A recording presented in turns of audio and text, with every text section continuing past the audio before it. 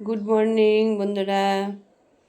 কার কার চা খাওয়া হয়ে গেছে? তোমাদের কি চা খাওয়া হয়ে গেছে?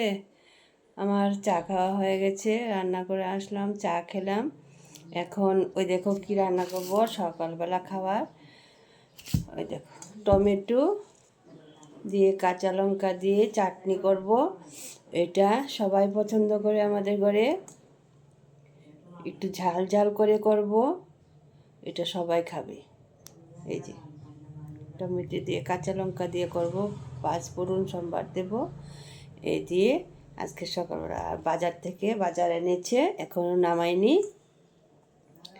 বাজার এনেছে, রান্না করব।